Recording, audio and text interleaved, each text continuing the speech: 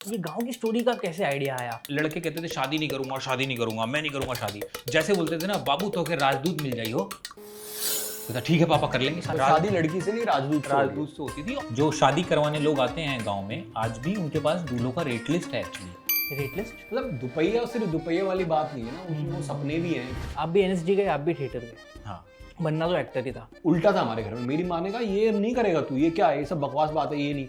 मेरे पापा ने बोला कि नहीं यार इसको करने दो, कभी मैं रास्ते में निकलूंगा तो बोलेंगे देखो वो एक्टर चिराग है ना, वो उसके पापा जा रहे हैं। और मेरे पापा डॉक्टर थे। जो दबी हुई इच्छाएं रह गई ना, मतलब कि मैंने 1 साल कंप्लीट किया अपना एनएसडी में। वो जैसे ही कंप्लीट हुआ मेरे फादर की डेथ हो गई। आज के ज़माने में जहां लोगों को over the top action packed movies देखना पसंद है, वहीं पे कभी कभी थोड़ी सी हार्ट वार्मिंग कहानी आ जाती है और जो सच में आपके दिल को छू जाती है। मैं बात कर रहा हूं Amazon प्राइम पे लेटेस्ट वेब सीरीज दुपहिया की, और आज मैं बैठा हूं उन्हीं के क्रिएटर्स और राइटर्स के साथ। So please welcome Chirag Garg and Avinash Dwivedi. Thank you यार, thank you so much. Welcome, how are you, कैसे हो? एकदम ठीक है यार। जब से दुपहिया रिलीज हुआ है तो और ठीक हो गए। ऐसा कोई कॉम्प्लीमेंट मिला हो दुपहिया के बाद जो याद हो गया हो आपको? मेरी अकाउंट्स टीम में एक लड़की है जिसने मुझे बताया कि मेरी शादी इसी वजह से टूटी थी क्योंकि दुपहिया बीच में आ गया था। मेरे को लगा कह रहा है मेरी शादी इसलिए टूटी क्योंकि मैंने क्योंकि दुपहिया देख लिया था। नहीं, तो ये कैसे कॉम्प्लीमेंट हुआ? वो दुपहिया से बहुत ज्यादा रिलेट कर गई क्योंकि एग्जैक्टली उसके घर में ऐसा कुछ हुआ था। मुझे ना एक किस्सा याद है कि मेरे को जब हमने ये पहली बार गजराज जी को, जो बनवारी झा का कैरेक्टर करते हैं, उनको जब हमने नरेट किया था तो उन्होंने बहुत बढ़िया कॉम्प्लीमेंट दिया होगा, दिया था तुझे भी याद होगा कि एक श्रीलाल शुक्ल जी की एक किताब है राग दरबारी, मतलब जबरदस्त सटायर और ये सब लाइक ऐसे कल्ट क्लासिक वाली किताब है। तो उन्होंने बोला कि यार मैंने ये सुना ना तो मुझे ऐसा लगा कि मैं राग दरबारी का ना मॉडर्न वर्जन जो है वो सुन रहा हूँ या देख रहा हूँ। याद आ गया ये मुझे, मेरे को हाँ, ये भी याद है मुझे। अच्छा, आपने नाम लिया है अभी गजराज जी का, तो क्या आपने वो कैरेक्टर उनको सोच के ही लिखा था? नहीं यार, हमने कोई भी कैरेक्टर किसी को सोच के नहीं लिखा था, क्योंकि कैरेक्टर सोचने से मुझे लगता है कि फायदा भी है नुकसान भी है। लेकिन अगर आपको पहले से पता हो कि ये रोल ये एक्टर करने वाला है तब तो आसानी होती है। लेकिन अगर आपको पता ना हो और आप किसी को सोच के लिख दें तो मुझे लगता है फिर आपका कैरेक्टर ना बंध जाता है, क्योंकि आप किसी के चेहरे को इमेजिन करके लिख रहे हैं और अगर वो एक्टर कल ऑन बोर्ड नहीं आ पाया तो आपको लगेगा यार इसमें तो ये भी हो सकता था, वरना आप उस एक्टर के ट्रेड्स खींचने लगते हो और इस कैरेक्टर में डालने लगते हो, जो कि गलत है। एक्चुअली कैरेक्टर के ट्रेड्स होने चाहिए और फिर वो एक्टर को लेने चाहिए। ये गांव की स्टोरी का कैसे आइडिया आया? यार गांव की स्टोरी का तो आइडिया इसलिए भी आया क्योंकि चिराग अलवर से है, अलवर राजस्थान, ठीक है। मैं गोरखपुर से हूँ। मैंने अपने गांव में इतनी शादियां देखी हैं और इतना दुपहिया मांगते हुए देखा लोगों को। जब मैं छोटा था राजदूत बहुत फेमस थी, राजदूत बाइक। तो मेरे गांव में बस मैं यही सुनता था कि भाई शादी, लड़के कहते थे शादी नहीं करूंगा, शादी नहीं करूंगा, मैं नहीं करूंगा शादी। जैसे बोलते थे ना, बाबू तो के राजदूत मिल जाइए हो, कहता ठीक है पापा कर लेंगे शादी। तो शादी लड़की से नहीं राजदूत से होती थी। और कई लड़के तो ऐसे थे जिनमें एक तो मेरे कजन भी थे, उन्होंने बोला था भाई क्या पता शादी के दिन वो पलट गए तो 2 दिन पहले मंगवा लो। जब राजदूत आई ना घर में, उन्होंने लोगों से बात करना ही बंद कर दिया। राजदूत के पास बैठे रहना, उसको देखते रहना, उसकी कहीं चमक कम जो हो जाए तो थूक लगा के उसको साफ करना, स्क्रैच निकालना। और हम देखते थे यार भैया हमको भूल ही गए हैं बिल्कुल जब से राजदूत आई है। तो वी हैव सीन दिस। मैंने देखा है कि जो शादी करवाने लोग आते हैं गांव में, आज भी उनके पास दूल्हों का रेट लिस्ट है एक्चुअली। रेट लिस्ट की दूल्हा अगर टैक्स विभाग में है या इसमें सरकारी नौकरी में है तो उसको इतना पैसा देना पड़ेगा। दूल्हा अगर ये है तो इतना पैसा देना पड़ेगा। अगर दूल्हा कुछ भी नहीं है लेकिन उसके बाप की सरकारी नौकरी है तो भी इतना पैसा देना पड़ेगा। और सरकारी नौकरी टॉप पे भाई, उसके ऊपर कुछ नहीं है। नहीं करेक्ट। गांव में इस चीज पे शादी हो जाती है, लड़का कुछ नहीं कर रहा तो क्या हुआ, उसके पिताजी की सरकारी नौकरी रेलवे में गार्ड है। और जहाँ तक कॉमेडी की बात है, मैंने इतने सारे कैरेक्टर्स देखे हैं, चिराग ने भी देखे हैं। जैसे मेरा वाला जो कैरेक्टर है कुबेर त्रिपाठी का, उसमें कुछ कुछ इंग्लिश के वर्ड्स बीच बीच में यूज़ किए मैंने। तो हमारे एक अंकल थे राधे श्याम अंकल, गाँव में गोरखपुर में। तो जब हम गर्मी की छुट्टी में आते थे ना तो वो नलके के नीचे नहाते रहते थे हमेशा। मैंने उन्हें उसी जगह देखा है, नलके के नीचे को हैंडपंप चला रहे हैं और नहा रहे हैं साबुन लगा। तो जैसे ही वो शहर के बच्चों को देखते थे ना तो उनके अंदर पता नहीं क्या होता था कि मुझे मैच करना है, ये शहर से यार मैं गांव से हूँ। नहाते नहाते मैच करना, नहाते नहाते तो कहते थे हे बाबू हाउ आर यू। तो हमें उतना ही आता था उन्हें। Okay how old are you, हर साल ये पूछते थे, उनको पता था उम्र क्या है। तो वो छोटी छोटी चीजें ऐसे बहुत सारे हैं जो चिराग ने भी देखे हैं, इसने भी इतने किस्से सुनाए अपने वहाँ के। उन सबको इनकॉर्पोरेट करते हुए और गांव में एक अलग ही मासूमियत होती है, उसको मद्देनज़र रखते हुए ये बीच में मेन कहानी डाल के हमने इसको बनाया। मतलब दुपहिया सिर्फ दुपहिया वाली बात नहीं है ना, उसमें वो सपने भी हैं कि यार हम क्या करना चाहते हैं, सबका अलग अलग और हर कैरेक्टर के अपने अपने सपने हैं। करेक्ट। सबके। हाँ, अभी जैसे जो भूगोल का ट्रैक है, अगर भूगोल का देखें तो बेसिकली वो कहाँ से आता है, वो हम दोनों का पर्सनल ट्रैक है। हम दोनों एक्टर बनना चाहते हैं, ठीक है। शुरू में पेरेंट्स जो हैं वो इस चीज़ को कहते हैं कि भाई क्या करोगे तुम एक्टर बन के, हमको लगता है हमको एक्टर बनना है, लेकिन अंदर जो दबे हुआ डिजायर है वो ये है कि पिताजी को एक बार चाहिए कि आके बोल दें कि भूगोल बनवारी झा गर्व है तुम पे, क्या किए हो तुम। और लास्ट में कितना भी हीरो बन जाए, बाप की नज़र में तो जीरो ही रह गए। मेरा one of the favourite relationship है ये। आपका फेवरेट रिलेशन कोई जब आपने लिखा हो? यही है यार, यही है यार, हमारे लिए हिंदुस्तान के हर लड़के का फेवरेट फेवरेट रिलेशन यही है, जो छोटे कस्बे से आ रहा है। जो उसको तो अपने पिताजी को ये बताना है कि पिताजी मैं कुछ कर सकता हूँ, पिताजी को मानना नहीं कि तुम कुछ कर सकते हो। यही कश्मकश में हिंदुस्तान के सारे बाप बेटे लगे हुए हैं। आई थिंक वो हम दोनों की लाइफ से भी काफ़ी पर्सनली कनेक्टेड है। हमने ये रियलाइज़ किया है जब भी हम अपना और भी काम देखते हैं कि वो ना चाहते हुए भी ना हमारे हर किरदार में, हमारी हर कहानी में एक सूत्र उसका होता ही है। वो ना आई थिंक वो हमारे बहुत पर्सनल उससे है, इंस्पायर्ड है, क्योंकि अविनाश का ऑब्वियसली उसका जो उसके फादर के साथ रिलेशनशिप है। जैसे मेरा ये है कि मैं जब इंजीनियरिंग मैंने ख़त्म करी और उसके बाद फिर मैं जब मुझे NSD national school of drama जाने का मौका मिला, तो मेरी माँ उल्टा था हमारे घर में। मेरी माँ ने कहा ये नहीं करेगा तू, ये क्या है, ये सब बकवास बात है, ये नहीं। तो मेरे पापा ने बोला कि नहीं यार इसको करने दो, कभी मैं रास्ते में निकलूंगा तो बोलेंगे देखो वो एक्टर चिराग है ना, वो उसके पापा जा रहे हैं। और मेरे पापा डॉक्टर थे, बट कभी उन्होंने नहीं बोला तू डॉक्टर बन या वो सब कर। तो मैं जब NSD गया और NSD जाने के बाद मैंने 1 साल कंप्लीट किया अपना NSD में, वो जैसे ही कंप्लीट हुआ मेरे फादर की डेथ हो गई। जो दबी हुई इच्छाएं रह गई ना, मतलब कि उन्होंने मेरा साथ दिया, लेकिन एक इच्छा थी कि वो कभी मेरा नाटक देखने के लिए आते, एक इच्छा थी कि किसी दिन वो होते तो दुपहिया देखते या कुछ और देखते जो मैंने काम किया है अपना, लेकिन वो इच्छा हमेशा एक इच्छा ही रह गई। उन्होंने मेरा आज तक एक प्ले भी नहीं देखा, क्योंकि मैं NSD में प्ले करना शुरू किया तो वो गुजर गए। तो शायद वो जो डीप डाउन डिजायर्स है ना ऑफ कि यार मैं बतौर बेटा चाहता हूँ कि मेरा बाप मुझे देखे, मेरे काम को देखे, उसे गर्व महसूस हो, उसे लगा कि यार हाँ सही औलाद पैदा की है। जैसे वो बोलता है बनवारी की, अच्छा है नसबंदी नहीं कराई, दो बच्चे कर दिए, बड़े के बाद छोटा भी कर दिया, नसबंदी नहीं कराई। तो बस वो डिजायर जो है निकल कर आई थिंक आता है उस चिराग का ये डिजायर ऐसे अधूरा रह गया और मेरा पूरा होके भी अधूरा रह गया। मतलब मेरे फादर का ही कहना था कि भाई देखो तुमको बनना है तो इंजीनियर बनना है, और नहीं बनना है तो भी इंजीनियर बनना है। और उसके बाद मैंने एक्टिंग की, ये सब किया। आज मेरे पापा बहुत प्राउड फील करते हैं मेरे ऊपर, लेकिन वो वाला लूप क्लोज हुआ तो नया लूप खुला मेरे फादर इन लॉ का, कि जब मैंने अपनी वाइफ से शादी की संभावना से, तो मेरा लाइफ में कुछ भी नहीं हो रहा था, ना मेरे पास पैसे थे, ना मेरे पास काम था, ना कुछ भी था, और उन्होंने कभी मेरे ऊपर बिलीव नहीं किया। क्या थी एज आपकी? मेरी एज थी 28, ओके, 27-28। और उन्हें लगता था कि यार ये लड़का कभी कुछ कर नहीं पाएगा, why are you getting married to him, इससे क्यों शादी कर रही हूँ। और जो कि हर लड़के का होता है कि यार लगता है अब पहले शादी कर, अब मैं करियर सेट करने जाऊँगा तब तक तो लड़की निकल जाएगी, उसकी किसी और से शादी हो जाएगी, और मैं शादी कर लूँ तो ये हो नहीं पा रही। तो फिर अपने फादर इन लॉ को प्रूव करने वाला लगा। लेकिन फिर जैसे चिराग ने बताया, मेरे फादर इन लॉ की डेथ हो गई कुछ साल पहले कोविड में। तो वो मुझे हमेशा ये रहता है कि यार काश वो देख पाते कि हाँ आपकी बेटी ने ठीक ठाक लड़के पे ट्रस्ट किया है। आप भी NSD गए, आप भी थिएटर गए, हाँ, बनना तो एक्टर ही था। और आपका तो इंस्टाग्राम बायो भी है, actor by choice, writer by chance.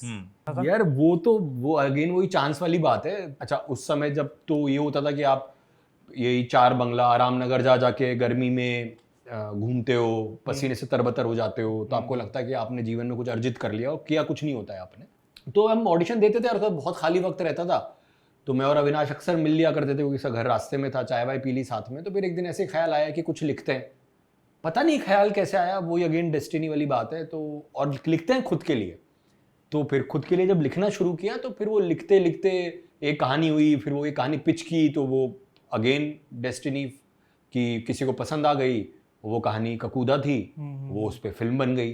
फिर एक और कहानी लिखी नौसिखिए करके, उस पर फिल्म बन गई। मुझे भी 10 साल हो गए मुंबई में कि जो आप 10 साल से मैंने बतौर एक्टर बहुत प्रयास किया है कुछ करने का और अभी भी कर रहा हूँ, पर जो उसके लिए ज्यादा कुछ नहीं मिला, लेकिन उसकी एवज में राइटिंग के थ्रू वो मिल गया।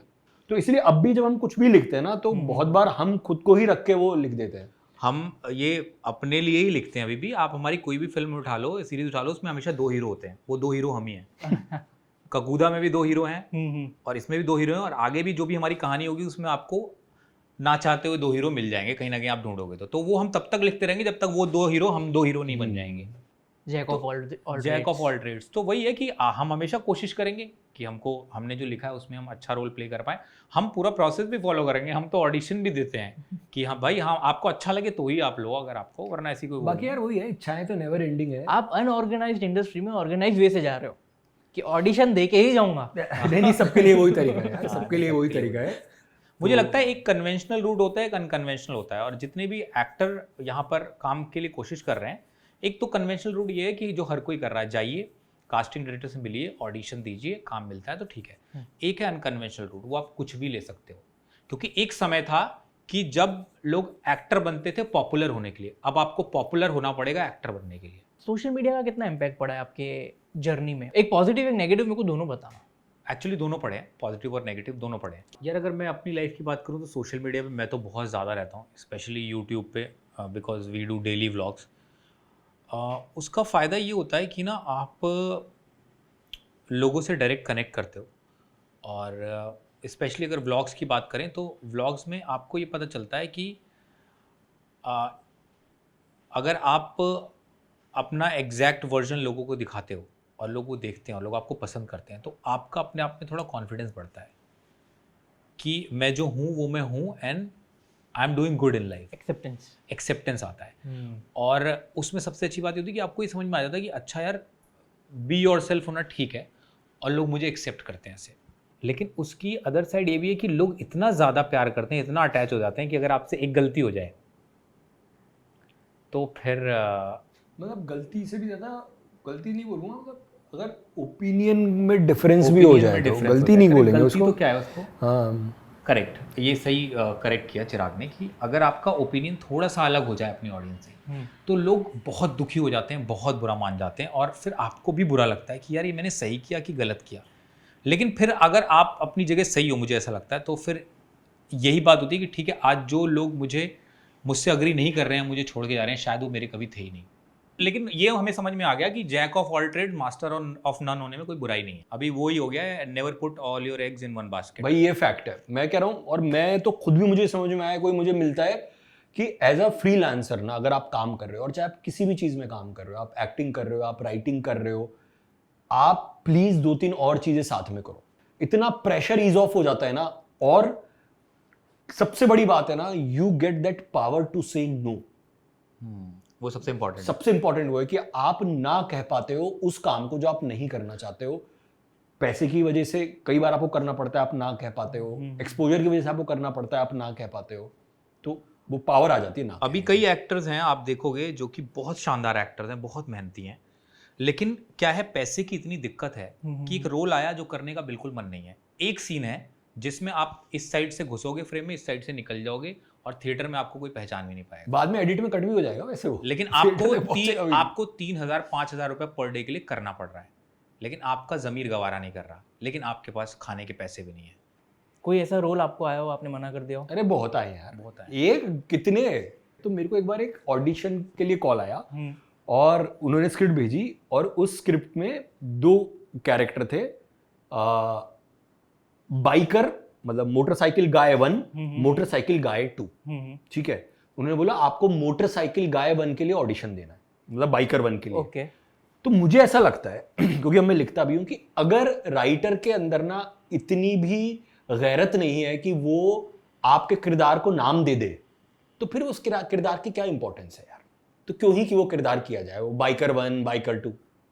तो मैंने उनको मना कर दिया। बोला अरे नहीं सर, बहुत बढ़िया कैरेक्टर है, कोई एक बड़ा स्टार है उसके साथ है। मैंने कहा भाई मैं क्या करूंगा, बड़े स्टार के साथ है तो फिर तो और भी कुछ नहीं होगा, आप कर लो। मैंने कहा भाई मैं नहीं करूंगा। और यही मेरे साथ भी तो हुआ था एक इंसिडेंट। एक स्क्रिप्ट आई थी, उसमें था कि एक तो हीरो है और एक था ड्रग फ्रेंड। ड्रग फ्रेंड क्या कहते हैं सर, इसको ड्रग्स देता है। मैंने कहा अच्छा। मैंने कहा तो इसकी क्या इंपॉर्टेंस है, जिसका नाम ही आपने ड्रग फ्रेंड रखा हुआ है। और एक बहुत बड़ी बात कही है, एक काफ़ी बड़े राइटर है एरन सॉर्किन, जिन्होंने ये कहा है कि अगर मैं एक कैरेक्टर लिखता हूँ और जब कोई एक्टर उसको करने आता है, तो अगर वो घर पे जाके वो अपनी माँ को क्या जवाब देगा, माँ बोलेगी बेटा क्या करके आया, बोलेगा मैं बाइकर 1 करके आया हूँ, मैं ड्रग फ्रेंड करके आया हूँ। एटलीस्ट उसकी इतनी कदर करो कि वो घर जाके अपनी माँ को बता सके कि माँ मैं कैरेक्टर करके आया हूँ, उसका नाम रमेश है, फिल्म आएगी तो आप देखना। अच्छा, ये जो फ्रेज है कि बम्बई चले जाएंगे तो लाइफ सॉर्ट हो जाएगा, क्योंकि आप भी बाहर से आए, आप भी बाहर से आए, इनिशियल डेज में था कि बम्बई आ गए अभी तो सब कुछ है। नहीं, यही तो भ्रांति है यार। नहीं यार, इनिशियली तो लगता है जब आप आते हो ना, तो कुछ दिन तो लगता है कि सब ठीक हो जाएगा, लेकिन धीरे धीरे सच से सामना होता है ना आपका।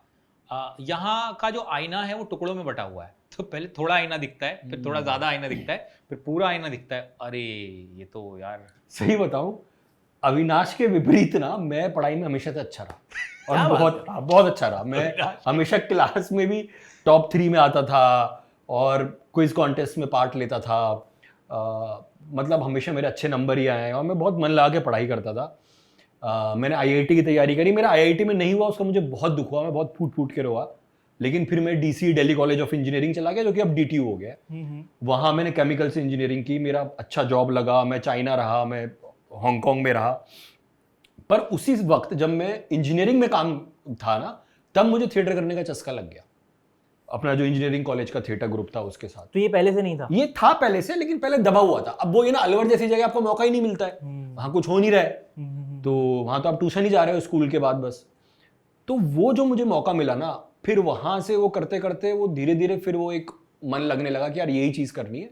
फिर फॉर्चुनेटली ये हुआ मेरे साथ कि मेरा नेशनल स्कूल ऑफ ड्रामा में हो गया। तो 1 साल मैंने जॉब किया, फिर नेशनल स्कूल ऑफ ड्रामा में हो गया, फिर मैंने 3 साल वहाँ पढ़ाई करी, मज़े से थिएटर किया ये सब, फिर उसके बाद मैं मुंबई आ गया। तो मेरे साथ कभी ये नहीं हुआ कि अरे यार कुछ नहीं कर रहा है लड़का।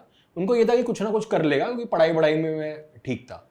तो उस तरीके से वो कैटेगरी में मैं नहीं गया निकम्मे वाली में। कभी ऐसा लगा नहीं कि इट्स टू लेट फॉर कि अब मैंने इतना कुछ किया इंजीनियरिंग करने में, जैसे आपने बोला मैं चाइना गया, हांगकांग गया, मैं ये सब काम इनकम तो अच्छी होगी। हाँ, इनकम अच्छी थी, क्योंकि हम लोग ना एक कंफर्ट हो जाते हैं, फिर हम ना अपने सपनों को भूल जाते हैं। करेक्ट है। कभी ऐसा हुआ कि यार बड़ा हो गया अभी नहीं होगा कुछ? यार देखो, एक थोड़ा डर तो रहता ही है जब आप ये ड्रास्टिक स्टेप लेते हो, लेकिन एक इंटरेस्टिंग बात ये थी कि हमारे इंजीनियरिंग कॉलेज में ना बहुत लोग ऐसे थे जो कुछ कुछ और करना चाहते थे और फिर उन्होंने करा भी। वो तो हर इंजीनियरिंग में होता है ना। तो हमारे वहाँ कहते थे कि इंजीनियरिंग करने के बाद ही आपको समझ में आता है कि जिंदगी में असली में करना क्या है। और मैं सही बताऊं यार, बहुत पर्सनली कि मेरे पापा डॉक्टर थे, तो मेरे ऊपर कभी बहुत फाइनेंशियल प्रेशर भी नहीं रहा कि मुझे किसी का उधार चुकाना हो या कुछ करना हो। तो वो भी मुझे एक सपोर्ट रहा कि मेरे को खुद का तो मैं कर ही रहा था, वो उसमें कभी वो नहीं हुआ, लेकिन मुझे कभी कोई फैमिली का बर्डन नहीं था कि यार मुझे कुछ घर के लिए करना है, घर पे पैसे भेजने या ये सब करना है। तो वो मैं उस चीज़ में भी बहुत फॉर्चुनेट रहा, तो मैं ये डिसीजन ले पाया ऑनेस्टली। अविनाश भाई, आप कब आए मुंबई? यार मैं आया था 2009 में, और लेकिन उसके पहले जब मैंने सोचा था, मेरे को याद नहीं कि मैंने कुछ और बनने का कभी सोचा था। मैं जब से पैदा हुआ मुझे लग रहा है तब से ही मुझे एक्टर ही बनना था। ओके। बस वो एक 2003 में 2000 में एक फिल्म आई थी, कहो ना प्यार है, ऋतिक रोशन की। वो जब मैंने गाना देखा एक पल का जीना, तो उस पर स्टैंप लग गया कि अब तो यही करना है। लेकिन उस फिल्म से समझ में आया कि यार अगर एक्टर बनना है तो यार डांस आना ज़रूरी है। तो मैंने डांस से शुरुआत की। ये गांव में कि मुंबई? नहीं, मैं दिल्ली में। ओके। दिल्ली में मैंने डांस करना शुरू किया, और फिर डांस करते करते फिर मुझे लगा यार अब कैसे इसको आगे बढ़ाया जाए। तो मैंने फिर डांस सिखाना शुरू किया बच्चों को। तो वहाँ से मुझे थोड़े पैसे मिलने लगे, और मैं फर्स्ट ईयर था। तो पढ़ाई में तो जैसा चिराग ने बोला, तो मेरा कोई संबंध नहीं पढ़ाई से। 12th के बाद मैंने BCA करने का सोचा, फिर मुझे समझ में नहीं आया, मैंने छोड़ दिया। फिर मैंने BA करने का सोचा, मुझे समझ में नहीं आया, मैंने छोड़ दिया। फिर मैंने BCom करने का सोचा, समझ में नहीं आया, छोड़ दिया। फिर पापा ने बोला तू कुछ मत कर बेटा, तू एक इंस्टीट्यूट है NIT करके, उसमें कोर्स है 2 साल का GNIT, उसको भी सॉफ्टवेयर इंजीनियर बोलते हैं, वो कर ले। तो मुझे पता चला यार GNIT के पास में ना एक थिएटर चलता है। तो मैंने कहा ये सही है, वहाँ जाऊँगा, इस बहाने थिएटर कर पाऊँगा। तो मैंने वो ले लिया, लेकिन वो भी मुझे छोड़ना था, मुझे पता था। तो डांस सिखाना शुरू किया, उससे कुछ पैसे आने लगे। वो पैसे मैंने थिएटर वर्कशॉप में दिए कि सर मुझे एक्टिंग सिखा दो। वहाँ मैं चिराग से पहली बार मिला थिएटर वर्कशॉप में। ओके। तो मेरा सवाल ये था कि ये तो पढ़ लिख रहा है, ये क्यों आया यहाँ? तो मैंने कहा अगर ये आया है तो फिर मैं सही जगह आया हूँ, मतलब पढ़ा लिखा आदमी भी आ रहा है यहाँ पे, तो मतलब मैं सही जगह आ गया हूँ। फिर मैंने एक डांस इंस्टीट्यूट खोला दिल्ली में लाजपत नगर में, वहाँ डांस सिखाना शुरू किया। फिर एक इंडियन स्कूल है शादी नगर में, वहाँ डांस सिखाना शुरू किया। और ये करते करते, थिएटर और डांस करते करते मुझे एक डांस रियलिटी शो में सिलेक्ट हो गया, जिसका नाम था आई बीबो आई वीडियो स्टार, जिसमें बॉस्को सीजर जज थे। ओके। तो एक हमारा बहुत बड़ा प्ले होने वाला था थिएटर में, चिराग भी था उसमें, मैं भी था। और मुझे कॉल आ गया मुंबई से कि आप सिलेक्ट हो गए हो इस रियलिटी शो में, आप आ जाओ, आपकी फ़्लाइट टिकट बुक कर रहे हैं। और मैंने चिराग से भी डिस्कस किया, ये तो जितने थिएटर ग्रुप में थे आज तक इस चीज़ का मजाक बनता है।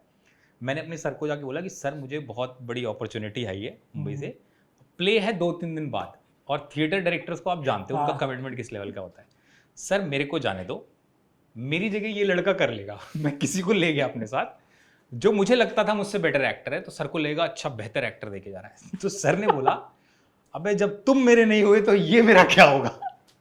और साथ में अच्छा, एक तो ये उसको लेके आया था, और जब ये शुरू में आया था तो एक और इसका दोस्त था जो इसके साथ आया था कि भाई हम दोनों ज्वाइन करना चाहते हैं। तो ये तो गया ही, सर ने उस खुंदस में ना उसको भी निकाल दिया। वो बेचारा जो दूसरा बंदा था वो इतना अच्छा कर रहा था, उसको भी कहा कि तुम भी जाओ अब। तो अरे सर मैंने क्या किया? अरे नहीं, तुम्हारा दोस्त गया, वो भी किसी का नहीं हुआ, तुम भी किसी का नहीं होगा, निकल जाइए यहाँ से। तो मेरे साथ 2 अभिनेताओं का जीवन बर्बाद करने की भी जिम्मेदारी है मेरे ऊपर, जिनको मेरी वजह से निकाल दिया गया। खैर उन्होंने निकाल दिया तो मेरे को बहुत बुरा लगा नहीं, क्योंकि मेरे पास दूसरी अपॉर्चुनिटी थी। और मैं मुंबई आया और बहुत सारे लोग आए, उसमें से 5 लोगों को सिलेक्ट करना था ऑल ओवर इंडिया से, और वो 5 को जो विनर्स थे उनको दिया गया एक म्यूजिक वीडियो जिसमें बॉस्को सीजर भी फीचर हुए थे।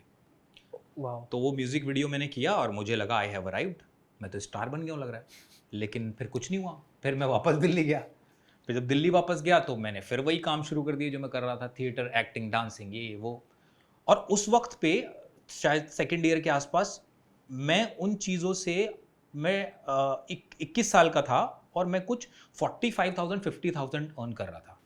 ओके। तब मेरे फादर को लगा कि यार इतना तो जो लड़के अभी इंजीनियरिंग करके निकले उनको नहीं मिल रहा महीने का, ये डांस से कमा ले रहा है। तो उनको थोड़ा मेरे पर ट्रस्ट हुआ। वहाँ पे पता चला भाई चिराग NSD में चला गया है, और दोस्त ये कर रहे हैं और दोस्त वो कर रहे हैं। तो हम जितने थिएटर वर्कशॉप में थे सब अलग अलग अपना अपना करने लगे। हालांकि मुझे हमेशा मलाल रहा कि मैं NSD कभी क्यों नहीं जा पाया, लेकिन लाइफ ने मेरे लिए अलग रास्ता देखा था शायद, तो मैं यहाँ आ गया। और उसके बाद मुंबई आने के बाद फिर अपना काम शुरू किया मैंने, जैसे हर कोई करता है, कन्वेंशनल जर्नी की, ऑडिशन देना है, यहाँ जाना है, वहाँ जाना है। एंड देन तब तक 2014 हो गया, चिराग आ गया। फिर दोबारा से हमारी जुगलबंदी हो गई, फिर हमने साथ में करते करते then after few years we realised कि यार अपने लिए कुछ लिखते हैं। वो गोविंदा की कल्ट क्लासिक कॉमेडी मूवीज और प्रियदर्शन सर की मूवीज को आज भी एक लेवल मिला हुआ है कि हाँ ये कॉमेडी मूवी होनी चाहिए, क्योंकि आपने रिसेंट टाइम में वो कॉमेडी लेवल को उतना ऊपर जाते हुए देखा नहीं है। तो जब आप लिख रहे थे कुछ ऐसा प्रेशर था कि यार ये लेवल पे टच नहीं किया तो फ्लॉप हो जाएगी, जैसे बैक स्टेज मतलब ऑफ कैमरा आप बोल रहे थे कॉमेडी मूवी या तो फ्लॉप है या तो हिट है, ठीक ठाक नहीं होती है। वो टाइम पे कुछ प्रेशर था? यार प्रेशर एक्चुअली नहीं था, क्योंकि हमें पता था कि जो भी कॉमेडी का लेवल अभी है, जो super duper hit comedy films हैं, वो हम वैसा हम लिख नहीं सकते, क्योंकि हम वो नहीं हैं, हम वही लिख सकते हैं जो हम हैं। तो we can only be ourself, everything else is taken basically. तो हम वही लिखते थे जो हमको आता है और हमको जिस चीज़ पे हंसी आती है। कॉमेडी में the chances of getting fail is like many times more than a drama, क्योंकि कॉमेडी किसी भी स्तर पर फेल हो सकती है। आपने गोल्ड लिख दिया पेपर पे, लेकिन सही कास्टिंग नहीं हुई, ठीक है, सही टाइमिंग नहीं बैठी, या आपकी और डायरेक्टर की रिदम अलग है, या कॉमेडी का एक नैक नहीं है, तो आप किसी भी स्तर पर फेल हो सकते हो। और जब फेल हो गए ना तो आप गंदा फेल हो। और कॉमेडी में मैं अभी जो रिसेंटली एक चीज़ एक्सपीरियंस कर रहा हूँ वो ये है कि आप जब लॉन्ग फॉर्मेट लिख रहे हो, मान लो फिल्म लिख रहे हो या वेब शो लिख रहे हो, तो आपने आज लिखना शुरू हुआ, वो आएगा 3-4-5 साल बाद, इसमें इतनी रील बन जाएंगी इंस्टाग्राम पे जिसमें आपके 10 जोक कोई बना चुका होगा। करेक्ट। लोग किसी के दिमाग में वो जोक आ चुका होगा और उसने उस पर रील बना दी होगी। तो जब आपकी फिल्म आएगी तो लोग क्या कहेंगे, अरे यार ये जोक तो उस रील में से लिया है, ये तो उसमें से लिया है, ओहो वहां से कॉपी कर लिया। उनको ये नहीं पता होगा कि जब उन्होंने रील बनाना शुरू किया था उसके 3 साल पहले से हम लिख रहे हैं। मतलब आप सोचो ना, दुपहिया 2025 में आया है, 2020 में हमने शुरू किया था लिखना। 5 साल की जर्नी है। और अगर वो जोक्स आज भी रेलेवेंट हैं तो हम शुक्रगुजार हैं भगवान के कि बीच में वो जोक्स पुराने नहीं हुए। तो ये डिफिकल्टी है कॉमेडी को लेकर। बहुत है। और ये थोड़ा प्रेशर ना अविनाश ने को शायद ना फील होता हो या होता भी हो तो उसने बोला नहीं, लेकिन यार ये प्रेशर है। और ये प्रेशर पता है क्या है? कॉन्स्टेंटली हंसाना। क्योंकि कॉमेडी में ये आप कोई भी स्टोरी लाइन बोल रहे हो ना, लेकिन आपको कॉन्स्टेंटली हंसाने का प्रेशर है। ड्रामा में थोड़ा सा, बिकॉज अभी जैसे ये वाली बात है, अब जो हमने एक और YRF और नेटफ्लिक्स के लिए एक शो हमने लिखा मंडला मर्डर्स, उसमें हमें कभी प्रेशर नहीं फील हुआ। हमें ये फील हुआ कि यार हाँ, हमें ट्रुथफुल रहना है, ड्रामा को प्ले करना है to the best possible ability, लेकिन ना ये लगातार हंसाने की कोशिश या जोक पुराना हो गया। अच्छा, फिर सबसे बड़ी बात क्या है कि ह्यूमर ना बड़ा सब्जेक्टिव है। आपको जिस बात पे हंसी आ रही है ना, जरूरी नहीं मुझे उस बात पे हंसी आए। कोई लोग ऑफेंड भी हो जाते हैं, ऑफेंड भी हो जाते हैं, बहुत जल्दी हो जाते हैं। तो भाई ऑफेंड तो सब होने के लिए बैठे हैं। मतलब दुनिया, हिंदुस्तान का फेवरेट काम यही हो गया, ऑफेंड होना, वो भी कॉमेडी पे। वो भी कॉमेडी पे। कई बार ऐसा होता है कि हमने एक एक एपिसोड एक दिन में लिख दिया है, और कॉमेडी में ऐसा होता है कि एक एक पंच लाइन के लिए पूरा दिन चला गया है, हमें मिल नहीं रही है। हमें एक डायलॉग पता है, अब हम सोच रहे हैं कि ठीक है सिचुएशन ये है, अब हमें एक ऐसी लाइन चाहिए यहाँ पे जिसपे ह्यूमर भी आए और वो ओवर भी ना लगे, अंडर भी ना लगे।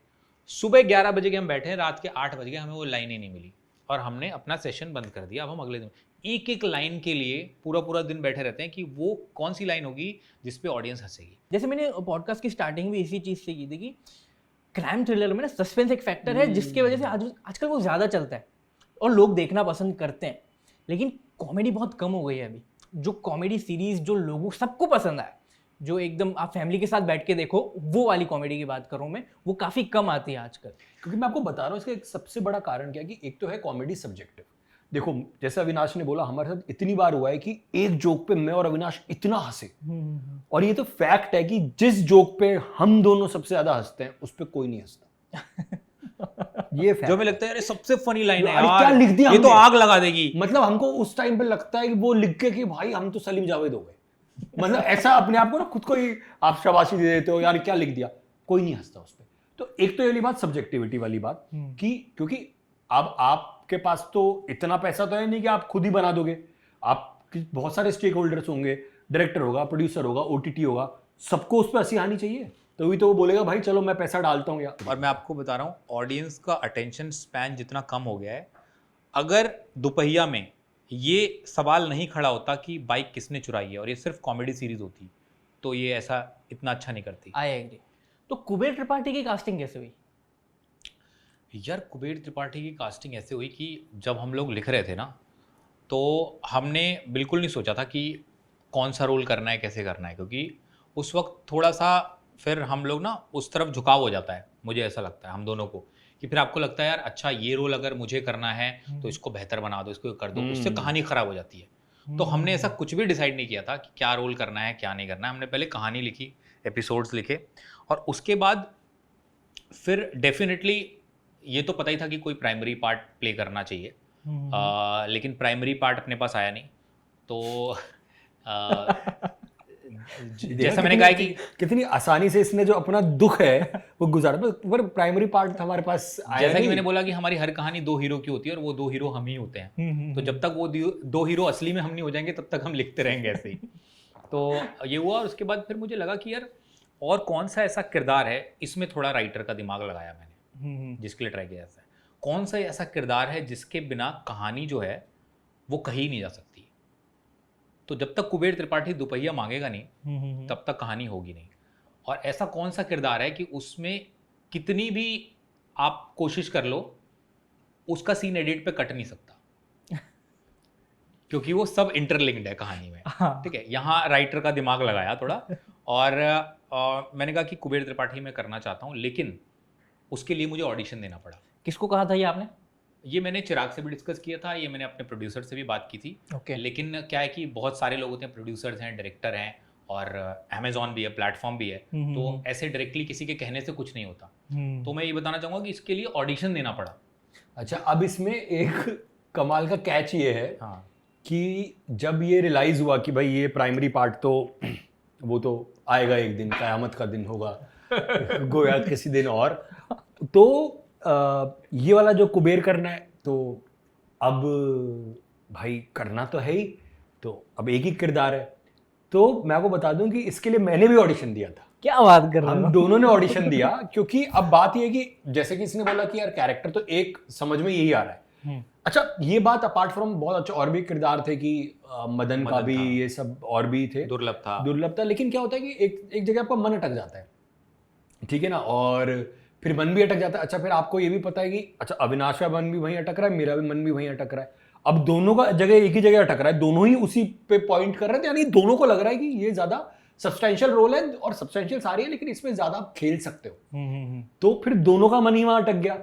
फिर दोनों ने ऑडिशन दिया, पर ऑब्वियसली होना एक का ही था। तो और ऑडिशन में भी काफ़ी टेक्स दिए, ऐसा नहीं है, 2-3 टेक्स भेजे। और फिर सभी को, प्रोड्यूसर्स को, सबसे इम्पोर्टेंट डायरेक्टर को, सोनम को और अमेजोन को, सभी को अच्छा लगा। And then this is how it happened.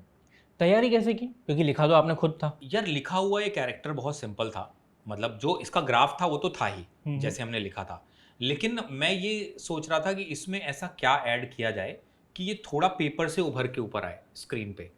तो मैंने काफ़ी डिस्कस किया सोनम से और हमारे जो डायलेक्ट कोच है रविकांत, उनसे भी, क्योंकि वो बिहार के हैं। तो ये जानने की कोशिश करी कि बिहार के कैरेक्टर और क्या होते हैं, लेकिन कुछ निकल के नहीं आ रहा था। तब मुझे सडनली, जो मैंने अभी आपको बताया, मेरे गांव में एक राधे श्याम अंकल थे जो हमेशा एक इंग्लिश का वर्ड बीच में बोलते थे, इसका कनेक्शन नहीं है। जैसे मैं बोलता हूँ कि हेलो एक्सक्यूज, तो मी नहीं बोलते हैं, वो कोशिश करते हैं कि यार थोड़ी इंग्लिश हम भी बोलें ताकि कोई हमें गांव वाला ना समझे। तो जनरली मैंने देखा है कि जब आप थोड़ा बहुत पढ़ लेते हो, कर लेते हो, तो आपके ऊपर एक ना, मैंने देखा एक प्रेशर आ जाता है बताने के लिए कि मैं पढ़ा लिखा हूँ, और आप वो इंग्लिश के वर्ड्स यूज़ करते हो। मैंने अपने गांव में काफ़ी कैरेक्टर्स को देखा जिसमें मेन तो हुआ है, तो मैंने कहा यार ये पढ़ा लिखा भी है और इसमें ये शायद स्कोप है। तो मैंने सोनम से डिस्कस किया, सोनम को बहुत हंसी आई इस पर। तो मैंने कहा चलो ठीक है, इसको करते हैं। तो फिर छोटी छोटी चीज़ें, जैसे जब वो लास्ट का भी मोनोलॉग है, जब वो बोलता है तो गुस्से में जब वो बोलता है ना, तो आप you sit on my shoulder and go to the city, तो वो बोलता अपने गुस्से में है, लेकिन उसमें भी एक ह्यूमर आ जाए। वो जो ट्रेट है उसका वो जाता नहीं है। ये लोगों ने पता नहीं नोटिस किया है कि नहीं किया है, और ये मुझे लगता है यही थीम सबसे ज़्यादा नोटिस करने वाली है कि कुबेर त्रिपाठी जो भी कह रहा है वो एकदम सही कह रहा है। आखिर में उसने गलत क्या कहा, लेकिन चक्कर क्या है, अगर वो तरीका गलत नहीं रखेगा तो फिर वो तो हीरो बन जाएगा, और विलन अगर हीरो बन जाएगा तो कहानी खत्म हो जाएगी। कहानी खत्म। अच्छा, ऑडियंस को बताओ कि दो पहिया उनको क्यों देखनी चाहिए? ये मैं सिर्फ ये बोलूँगा कि आप लोग बस इसलिए देख लो दोपहिया, क्योंकि अक्सर हिंदुस्तान में कॉमेडी कंटेंट के साथ ना हमेशा नाइंसाफ़ी हुई है। अंदाज अपना अपना आई थी, और ऑब्वियसली जब मैं ये कह रहा हूँ तो मैं अपने दोपहिया को किसी भी इससे, बाद में भाई ट्रोल कर दे आदमी इस बात पे, मैं उनसे कंपेयर नहीं कर रहा हूँ, वो अपना कल्ट है। मैं सिर्फ ये कह रहा हूँ कि उसके साथ हमेशा नाइंसाफ़ी हुई है, क्योंकि अंदाज अपना अपना आई, नहीं चली। बाद में जब वीडियो कैसेट्स पे वो आई तो वो इट बिकेम अ क्लासिक। ऐसी बहुत सारी फिल्में हैं जिनको हम बार बार देखते हैं, और अब देखते हैं तब लगता है कि उस समय थिएटर में जाके देख लेना चाहिए था, या जहाँ पे भी था, जहाँ पे भी वो थी उस समय। तो मैं बोलना चाहता हूँ कि आप दोपहिया देख लो, नहीं तो फिर 20 साल बाद बोलोगे कि अरे यार उस समय आया था। हाँ। उस समय हमने तवज्जो दी नहीं, लेकिन कंटेंट बढ़िया है। यार 2 लौंडे थे, चिराग अविनाश, वो मर गए, उन्होंने एक कहानी लिखी थी दोपहिया, हंसी किया अभी, सिर्फ 20 साल बोला। तो देखो, मेरा तो सिंपल फंडा है, मैं इसलिए चाहता हूँ कि लोग वो चीज़ देखें क्योंकि आप ना फैमिली के साथ टाइम स्पेंड कर सकते हो। तो आपके चाचा, मामा, मासी, बुआ, फूफा जी जो हमेशा नाराज़ रहते हैं, उनको भी बिठाओ, दोपहिया दिखाओ, वो खुश होके जाएंगे, मेरी गारंटी है। ठीक है, तो प्लीज़ जाओ अमेजोन प्राइम पे और देखो दोपहिया। ये बेस्ट रीजन है भाई, ये this what you have said is the best. Thank you so much once again, आप आए, आपने टाइम निकाला, और जिन्होंने अभी तक दोपहिया नहीं देखी है, जाओ अमेजोन प्राइम का सब्सक्रिप्शन लो और दोपहिया देखो।